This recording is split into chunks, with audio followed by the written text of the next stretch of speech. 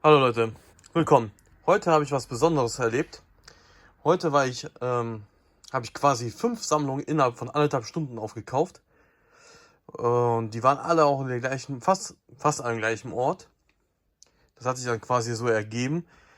Und da habe ich mir gedacht, ach komm, machst du eine Shoppingtour. Und direkt an der ersten Adresse habe ich auch dann die Story gehört, warum diese Modellautos hier verkauft wurden. Und die ist leider nicht so schöne Story. Leider erlebt man ja auch manchmal beim Aufkaufen, hört man ja oft die Hintergründe, warum man die Modellautos abgibt. Oder ähm, ja, meistens ist es halt so, die haben keine Lust mehr zu sammeln und so und alles, ne? Oder man zieht um in eine kleine Wohnung oder so. Aber diese Autos jetzt hier, die kleinen 1 zu 340er, die 1 zu 18er, die und die, die kamen aus einem Schicksalsschlag. Da hat der Mann, der mir die Autos verkauft hat, auch sofort gesagt, dass er im Sterben liegt und weil er unheilbar krank ist und deswegen alles verkauft, damit sein Sohn nichts damit zu tun hat später, weißt du, wenn er halt nicht mehr da ist, dann muss man halt ja nicht mehr die Wohnung leer räumen und so und alles. Und das ist schon ziemlich traurig, wenn man dann sowas dann hört. Das trifft einen auch sehr.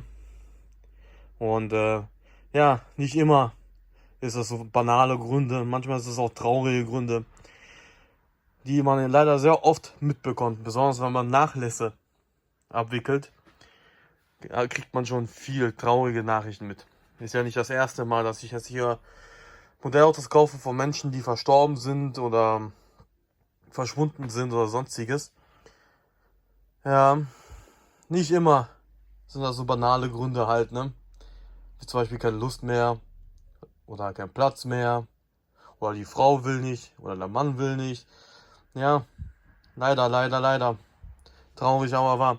Aber er war glücklich darüber, dass ich ihm gesagt habe, dass die viele Modellautos auch ihren internationalen Weg finden werden. Ich hoffe, ich werde ihn nicht enttäuschen. Und der ein oder andere Modell von ihm wird dann halt die weite Welt sehen. So, da fangen wir mal an. Wie schon erwähnt, das sind 1 zu 43er Modelle. Von Dinky Toys, Mini Champs, Vitesse ist alles dabei. Zustand ist bis auf den hier eigentlich ganz gut. Bis auf den Aruba Ascona. Sonst Wertermittlung muss ich selber erstmal nachforschen, weil ich habe jetzt bei 1 zu 43 bin ich jetzt noch nicht so ganz drin. Aber mal gucken. Ein Chevy Nomad, ja, der Klassiker, ne?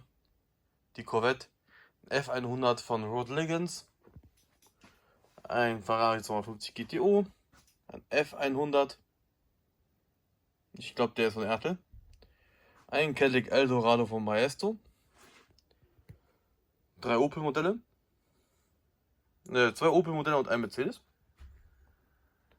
ein Motor Max Polizeiauto, Ford 12M, Revell, ein Buick von Mira, BMW 502, ja gut, Jaguar E-Type, Käfer von Maestro, Jaguar von Maestro, Burago, Maestro, ja, Audi Avus von Revell, ein Lamborghini SV von Maestro, ein relativ seltenes Modell von Maestro. Opa. Und dann geht es hier weiter. Ja, Burago. Also momentan ist ein Hype bei mir ausgebrochen mit Burago-Modellen. Ich verkaufe momentan Buragos sehr gut. Das heißt aber nicht, dass sie teurer geworden sind. Ne, also ich kriege Buragos immer noch für einen Zehner das Stück verkauft und nicht für 20, 30 Euro oder irgendwas. Der Wert ist nicht gestiegen, aber der Markt ist größer geworden und die Nachfrage ist größer geworden nach Burago-Modellen. Besonders im internationalen Bereich. Eine Ente von Solido, einen dummen Maßstab. Switchen wir mal hier nach oben. Burago, Mira, Burago, 1 zu 24er Maestro, glaube ich. Oder Valley, 1 zu beiden. Valley. Viele von denen dürfen natürlich weiterleben. Nicht jedes Modell wird jetzt hier ausgeschlachtet, irgendwie sowas. Gut, sowas hier.